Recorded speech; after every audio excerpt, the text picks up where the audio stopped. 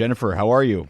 Hi, Matt. It's so nice to meet you. You guys are doing a great job together. What a tandem. Thank you. Thank you for listening, and we appreciate your time. Let's jump right into it. I guess the Liberal debate last night, you were all over that. What were your takeaways? Well, I was all over both of them, right? So my takeaways, I have a right to vote. So I'm observing this. This is the first time I'm actually not involved in a Liberal leadership campaign in over 20 years. So I'm having a great time. I'm geeking out on this. But, it seems to be a foregone conclusion. I actually got a live call from the Mark Carney campaign on Friday. That was very interesting. But I was wondering what was happening with I wasn't getting any communications, but I'm glad I signed up with an email I don't use very often because it's bordering on harassment now from all the campaigns. They behave themselves, which is really good because you don't want anything that happens in an in-house, like an in-family debate, to turn into a conservative or an NDP attack ad. This has happened in the past, so they did a good job. They were nice to each other. Can you hear me? Yeah. Okay. Yeah. Sorry, my phone's a bit strange. I was disappointed in Carney's French. One of the things I would advise his campaign to do would be to send him somewhere far in the regions of Quebec where he can't speak English to anybody, to get up his fluency like really, really, really quickly, get the jargon and get some of those kind of soft campaigning skills. Because with that funny guy that we saw in Colbert a few weeks ago, where was he? I didn't see any of the personality. I think he maybe not used to the format, but, they're not going to be nice to him like they were nice to him in a debate with the Bloc Québécois and with Poilievre. Poilievre would make mincemeat out of him, and they're not going to help him if he makes mistakes in French. So he's got to fix both of those two things, and he's got to fix them quickly if he's the presumed front runner. I was really impressed with Karina Gould. I had not seen much of her before because I don't follow House of Commons the way I used to. But she was impressive. She had some great ideas. She was well spoken in both languages. She took a couple of little friendly jabs at Carney. But my old friend and former board colleague for the Liberal Party of Canada Quebec wing, Frank Baylis, he is really the guy I think that we would want. I mean, I was kind of thinking, wouldn't it be great if we could combine all of them into one super candidate? But we can't do that. I mean, we have to pick one, right? I was the least impressed with Chrystia Freeland. She looked prime ministerial, but she didn't sound prime ministerial. She always kind of sounds scolding.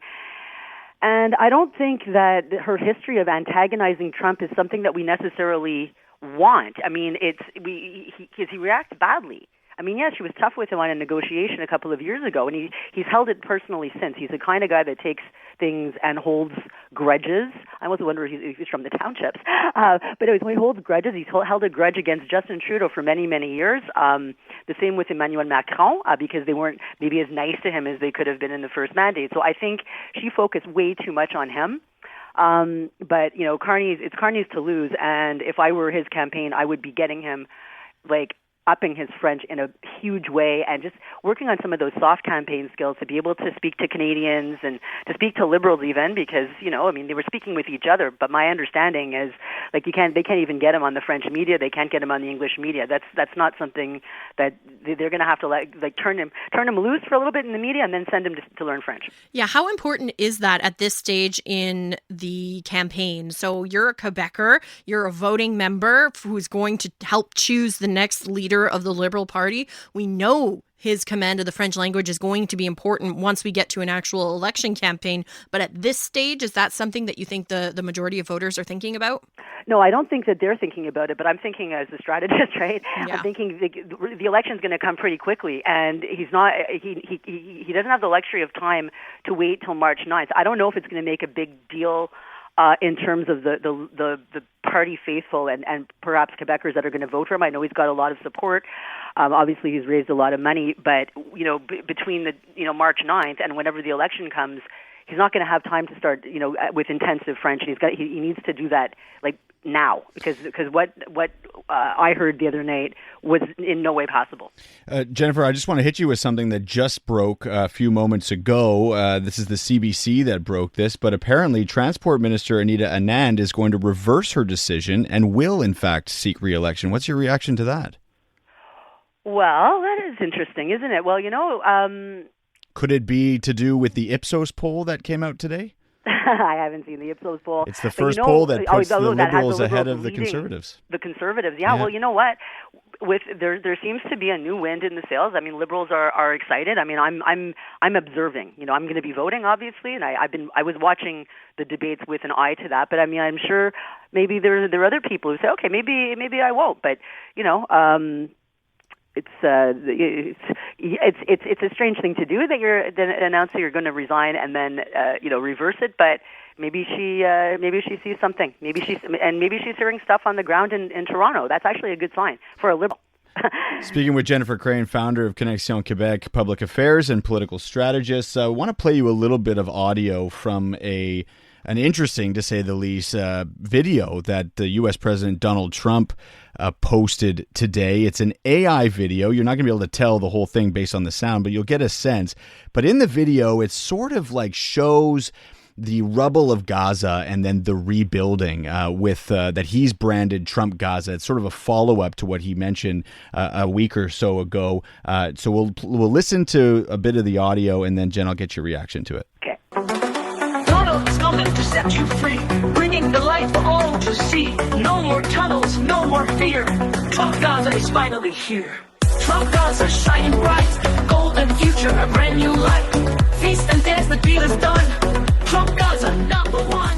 So there you go. That's the sound in the background, and there are statues of him in gold, and Elon Musk is on the beach with money flying in the air, and people dancing, and it's really just this transition out of the rubble and into this beachfront sort of resort property, good times for everyone, Trump Gaza written everywhere.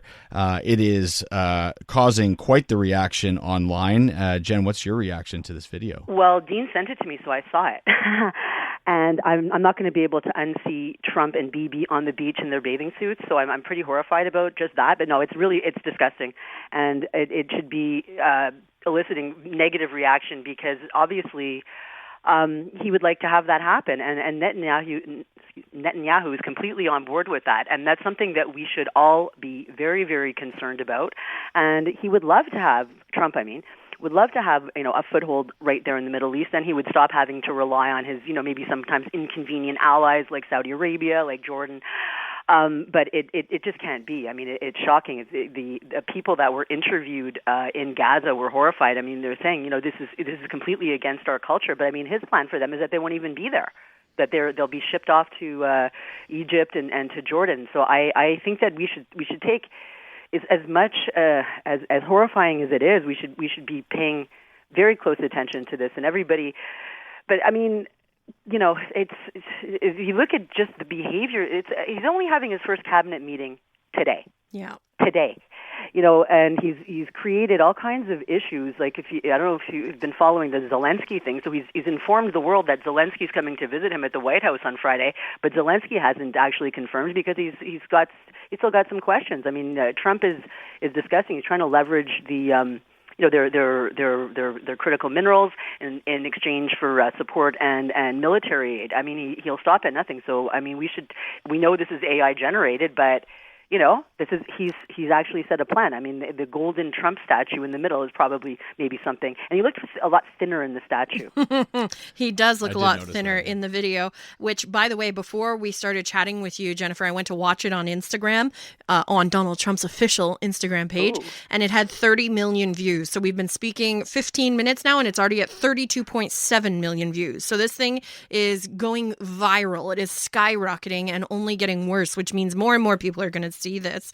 So, I mean, we get text messages like right now, somebody says we can no longer worry about what Donald Trump thinks. And I think the fact of the matter is he's the president of the United States, and we can't not pay attention to what he's doing, right? Well, we can't not pay attention, but I think for everybody's mental health, and I say this as a political scientist, so, I follow politics because that's what I do, and that's what I've trained to do, and this is what I do with my life. But I take breaks. Because, and with the American stuff, there's really not much that we can do as Canadians. You can't go and vote. You can follow and be aware, but I would caution anybody from absorbing themselves too much in it, because it'll drive you crazy. Thank you, Jennifer. Really appreciate it.